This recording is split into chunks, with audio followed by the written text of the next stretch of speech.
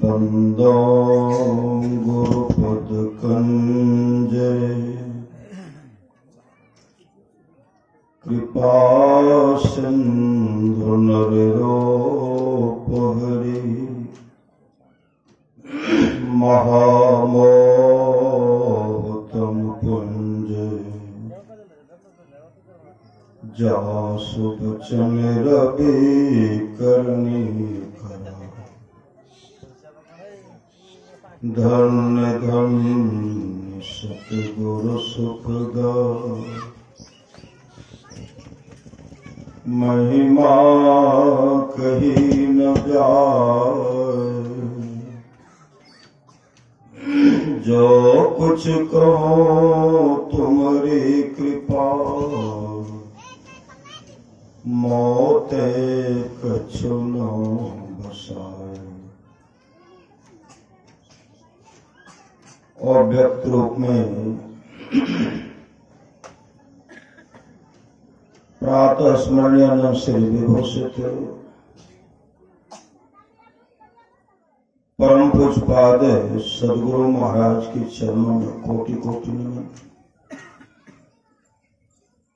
विशिष्ट गुरुजन उपस्थित है, सत्संग प्रेम महानुभावों, माताओं एवं बहनों, सभी के अंदर में बैठे हुए परमात्मा को कोटि कोटि नमन। संत महात्मा लोग कहते हैं मनुष्य जीवन की सफलता भगवत प्राप्ति में है। यह तन बार बार मिलने को नहीं है। यह तन बार बार मिलने को नहीं है, इसलिए आगे की यात्रा के लिए अभी से भगवत भजन रूपी धन संग्रह करो।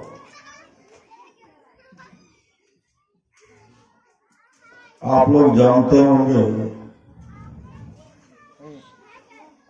भगवान श्री राम सिंहासन पर बैठे हुए थे, बगल में भक्त हनुमान और लक्ष्मण जी भी खड़े थे। सामने में कुत्ता बैठा हुआ था। कुत्ता जब खांसते हैं तो उसके मुंह से कीड़ा पिल्लू नीचे गिरता और टहलने लगा। भगवान श्री राम कहते हैं अनर्थ हो गया, अनर्थ। लक्ष्मण जी कहते हैं प्रभु सब तो ठीक ठाक है, अनर्थ क्या हो गया? तो भगवान श्री राम कहते हैं ब्रह्मा जी का पतन हो गया। ब्रह्मा जी का जो ब्रह्मा के पद पर सुशोभित थे, सुंदर शरीर भी होगा, उनके लिए सुंदर व्यवस्था भी था, लेकिन जीवन में सद्गुरु नहीं था, सत्संग नहीं था, भगवत भजन नहीं था। आप लोग कहेंगे कि यही ब्रह्मा, परमाराश्वर महाराज कहते हैं अनेक ब्रह्मा अनेक ब्रह्मांड, सब में त्रिदेव रहते हैं, सब में त्रिदेव रहते हैं।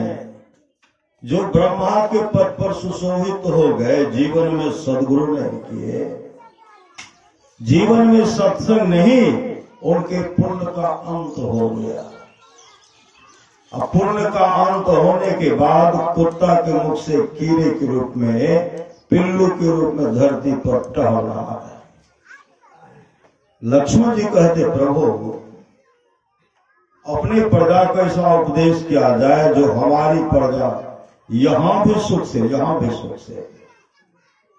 और यहां से जाने के बाद भी सुख से रहे। यहां भी सुख, वहां भी सो भगवान श्री राम ढिंढोरा पिटवाए, गुरुजन पुरजन तमाम आए, आदर से बिठा करके देखते हैं सुंदर व्यवस्था किया कि नहीं किया गया है। आदर से सबको नम्र निवेदन किया गया कि मेरे यहां सत्संग आइए, नहीं आइए। उनके लिए व्यवस्था भी है, सुंदर व्यवस्था, आदर से बिठाए और नम्र भाव से कहने लगे, बड़े भाग मानुष तन पावा। बड़े भाग से मनुष्य का शरीर मिलता है, सुर दुर्लभ है। यह शरीर जो है देवताओं को भी दुर्लभ है। सुर दुर्लभ सब ग्रंथ ही गावा, साधन धाम मोक्ष कर द्वारा, पायन जही परलोक समारा। यह शरीर जो है साधनों का धाम है और मोक्ष का द्वार इसी शरीर में है। कहाँ है? कहाँ है वह शरीर में वह रास्ता जिस पर चलने से हम मुक्ति को प्राप्त कर सकते हैं, मोक्ष को प्राप्त कर सकते हैं, आत्मस्वरूप का दर्शन कर सकते हैं और परमात्मा में एक मेक हो सकते हैं। वह रास्ता कहाँ है? उसी रास्ता के बारे में संत सदगुरु महाराज बताते हैं कि मानस जप कीजिए, मानस ध्यान कीजिए और वह मुक्ति का रास्ता जो है वहां देखिए। उसके लिए दृष्टि योग की क्रिया बताया गया है। अपने दृष्टि को कहाँ रखना है? अपने दृष्टि को भगवान श्री राम की वाणी सुन रहे थे और एक गुप्त मत सब खोल के कहिए, जिले कह दिए। फिर और क्या गुप्त मत है? और एक गुप्त मत सब ही कहो कर जोर। बहुत आदमी कहते हाथ जोड़ करके ऐसे भी निवेदन किए हैं, ऐसे निवेदन किए, लेकिन शंकर भजन बिना नरा भक्ति न पावे मोर। कहते जब तक भगवान शिव की भक्ति नहीं करेंगे कोई मेरी भक्ति नहीं प्राप्त कर सकते। तो शंकर जी का भजन करने के लिए कहे, यहाँ गुप्त क्या रहा? शेष गुप्त है कि धरनी निर्मल नासिका निरखो नयन के को सहजे चंदा उगे भवन होते। इन जो यही गुप्त है, अपने दृष्टि के धारा को जोड़ना है, गंगा जमुना की धारा को जोड़ना है, सूर्य चंद्र को जोड़ना है और दोनों दृष्टि की धारा को जब जोड़ेंगे अंतः सलीला सरस्वती जी का दर्शन, मतलब प्रकाश का दर्शन होगा। ऐन महल पट बंद के चलो सुख मने, घाटी हो दृष्टि डोर अस्थिर है, तम बीच ही में फाटी हो। अगर वह अंधकार मंडल का छेदन हो गया, आप मोक्ष के द्वार में प्रवेश कर गए।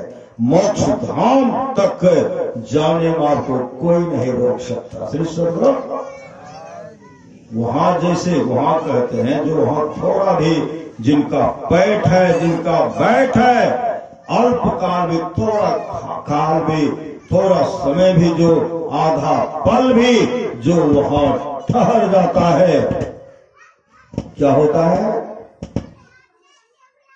करोड़ों जन्म का क्या हुआ पाप जो है नष्ट हो जाता है। इसके लिए भगवान श्री कृष्ण कहते हैं, नसागर को देखो, नसागर। एक सज्जन गए थे कुप्पा घाट, गुरुदेव के पास गए। वो गीता का संग्रह, गीता प्रकाश का उन पर टिप्पणी किए थे। टिप्पणी जब किए थे तो गुरुदेव के पास गए, कहते हम तो गीता का टिप्पणी किए हैं और हम चाहते हैं कि दोनों मिलकर के इसका प्रचार प्रसार करें। उसमें नासागर का चर्चा किया, नासागर। पूज्यपाद संशयवा कहते हैं नसागर जो है इसमें, नसागर कहाँ है, नसागर कहाँ है? तो इशारा कि नसागर यही है, यही। पूज्यपाद संशयवा मुस्कुराने लगे। श्री सदगुरु उन्होंने कहा मैंने प्रकाश को भी देखा है। गुरुदेव ने कहा जो प्रकाश को देख लेगा पूरे ब्रह्मांड में कहाँ क्या हो रहा है जानने के लिए कुछ भी नहीं बचेगा, सब कुछ जान जाएंगे। जो गए साहब को खोजने वो गए हैं हेरा है जी, नहीं रह गए। जो गए उनको खोजने के लिए उसमें गए, क्या हुआ उसी में मिल गए। नमक का ढेला पानी में चला गया, समुद्र में आकर के समाचार कहेगा कि समुद्र में इतनी गहराई है, कहेगा नहीं कहेगा। हो गए, जो गए साहब को खोजने वो गए हैं हेरा है जी, वो पानी में गए, पानी ही बन गए। श्री सदगुरु वो समुद्र का पानी था, समुद्र बन गए। ठीक अंतः साधना के द्वारा हम लोग मानस जप करेंगे, मानस ध्यान करेंगे, दृष्टि योग की क्रिया करेंगे, अगर थोड़ा भी अंदर में झलक चमके बिंदु सूक्ष्म अति उज्ज्वल ब्रह्म ज्योति अनुपम लख लीजे जगमग जगमग रूप ब्रह्मांडा निरख निरख ज्योति तज दीजे शब्द सुरत अभ्यास निरंतर करी करी सार शब्द गही लीजे ऐसी जुगति काया गढ़ त्यागे भाव भ्रम भेद सकल मल चीज एक भी मल नहीं रहेगा। श्री सदगुरु एक भी मल नहीं रहेगा जो अपने अंदर में थोड़ा भी प्रकाश का झलक देख लेगा। यदि शैल समम पापं विस्तृणं बहुयोजनम विद्यते ध्यान योगेन नान्यो भेदः कदाचन। यदि पहाड़ के समान फैला हुआ पाप हो वह ध्यान योग से नष्ट होता है ध्यान योग से। वही भगवान श्री राम अपने प्रजा को कहते हैं बड़े भाग से हम मानव का शरीर मिला है। यह शरीर जो है देवताओं को भी दुर्लभ है। कौन कहते? भगवान श्री राम अपने प्रजा को कहते हैं। जो उनके मुताबिक चलते हैं, जो उनके बात को मान लिए, वो इशारा करते हैं कि इनके द्वारा उद्धार होगा। यह शरीर तो साधन का धाम है, मोक्ष का द्वार इसी शरीर के अंदर में है। तो जीवन में क्या चाहिए आपको? पलोट का पलोट जमीन की 5 मंजिला मकान के ढेर सारा सोना चांदी हीरा जवाहरात का ढेर और पूरे विश्व का मालिक, यह पद चाहिए। क्या चाहिए? तो भगवान श्री राम कहते कुछ नहीं चाहिए, सिर्फ चाहिए एक सामर्थ्यवान सदगुरु कर्णधार सदगुरु दृढ़ नावा। अगर उसको प्राप्त करना चाहते हैं तो सामर्थ्यवान जीवन में सदगुरु चाहिए। सदगुरु सप्त धातु का काया पिंजरा, महापुरुष की वाणी है। सप्त धातु का काया पिंजरा तामाही जुगत बिनु सुवा। सतगुरु मिले तो उबरे बाबू, नहीं तो परले हुआ। देखते हैं जहां रहना नहीं है, जहां रहना नहीं, माता जी नहीं, माता जी नहीं मिले, बहुत चले गए। हम लोग कई बार गए, सदगुरु कई बार गए। 27वां 28वां बार सतयुग में चले गए, 28वां बार त्रेता युग में गए, 28वां बार द्वापर युग में गए, 27वां बार कलयुग में गए, 28वां बार कलयुग में जाने की तैयारी में लगे हैं। जिस कलयुग का उम्र भी 5,500 वर्ष हो रहा है। जगत है मुसाफिर खाना, यहाँ तो आना जाना। 2 दिन की है मेल रे भैया, इसमें सारे खेल रचाए और फिर वापस घर जाना। वापस कौन घर? जिस घर से आए उस घर का तैयारी कीजिए। अगर उस घर चले गए तब तो निडर है, कोई भय नहीं है। अगर उस घर नहीं गए तो कौन घर? भजन बिनु कुकर सुकर जैसे। हमें कोनो सत्संग के धारे से जो धारते हैं भागशाली है। धारने का क्या? जो भागशाली उस सत्संग में आते हैं और सत्संग सुनते हैं और सत्संग कराते हैं। बहुत आदमी हमें सत्संग उत्संग के कुछ नहीं धारे चीज सदगुरु धारे, इसलिए तो मानव का शरीर मिला है। आपको याद नहीं है, लेकिन उस दिन को याद कीजिए। आप थे कहां? आप कहां थे? इस पर कभी विचार किए?